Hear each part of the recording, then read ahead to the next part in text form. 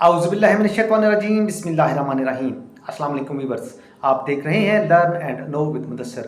Respected viewers, STIs के हवाले से काफ़ी सारी वीडियोस शेयर करने के बाद अब कुछ वक्फे के बाद कल हमने आपके साथ एक वीडियो शेयर की थी जिसमें कैंडिडेट्स के दो सवालात थे जिनके हवाले से मैंने वो आपके साथ वीडियो शेयर की थी। उसके बाद मज़ीद जो है कैंडिडेट्स ने अपने सवालात कुछ कमेंट्स में शेयर किए हैं, वो मैं आपको दिखा देता हूँ, सवालात भी दिखा देता हूँ और साथ साथ फिर उन्हीं सवालात के हवाले से आपको गाइड भी करता हूँ कि ये किस तरह से जो है मामलात आगे चल रहे हैं। अब जो आप वीडियो में साथ देख रहे हैं यहाँ स्क्रीन के ऊपर कि कैंडिडेट्स के सवालात हैं, एक सवाल ये आ रहा है कि हमें अभी तक कुछ इलाकों में अभी तक ज्वाइनिंग ऑर्डर्स नहीं दिए गए, हालांकि 12 मार्च को ये फाइनल करना था कि ऑर्डर्स जारी कर दिए जाएं। हाँ, जहां पर अगर कोई कन्फ्यूजन थी तो वो कन्फ्यूजन क्लियर करके वो ऑर्डर्स भी जारी करना थे, लेकिन अभी तक कुछ जगहों पर ये कैंडिडेट्स के कमेंट्स में आ रहे हैं कि हमें ऑर्डर्स जारी नहीं किए गए। अब ये मामला नहीं मालूम कि किस वजह से जारी नहीं किए गए, क्योंकि ऑर्डर्स जारी करना ज़रूरी थे। इसके अलावा एक बात जो हमने आपके साथ शेयर की थी वो ये थी कि जहां पर ज्वाइनिंग ऑर्डर दे दिए गए हैं वहां पर एक जगह पर मुझे ये कमेंट आया था कि हमें जी 2 दिन या 3 दिन बाद हमें कहा गया है कि आपको रिजेक्ट कर दिया गया है। तो मैंने आपके साथ जब ये बात शेयर की तो मज़ीद कुछ कमेंट्स आए कि हमें भी जो है वो ऑर्डर दिए गए, लेकिन 2-3 दिन बाद कहा गया कि अभी हमें आपकी ज़रूरत नहीं है। अब ये मामलात किस तरह से चल रहे हैं, कैसे चल रहे हैं, तो कैंडिडेट्स को मशवरा ये है कि अगर आपके साथ ऐसा हुआ है तो आप डायरेक्ट सीईओ ऑफिस में जाएं और वहाँ पर अपना मामला उनके सामने रखें कि क्या वजह है, हमें क्लियर किया जाए क्या रीज़न है कि हमारे ऑर्डर्स रिजेक्ट कर दिए गए हैं, हमें ज्वाइनिंग देने के बाद हमें रिजेक्ट कर दिया गया है।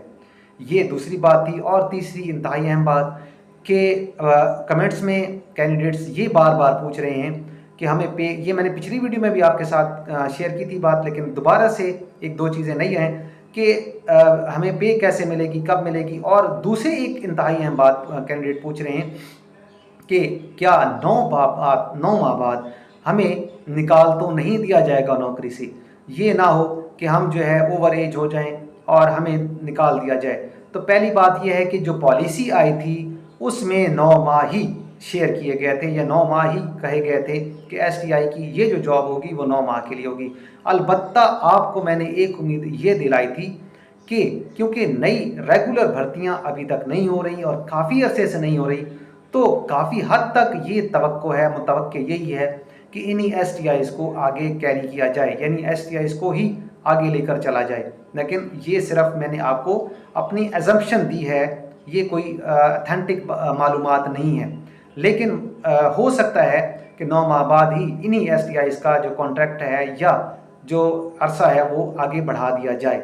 फ़िलहाल की हद तक यही था कि 31 मई तक जो है ये 2.5 महीने का अरसा बनता है, ये कंटिन्यू रहेगा। फिर गर्मियों की छुट्टियों में ये डिसकंटिन्यू हो जाएगा सिलसिला।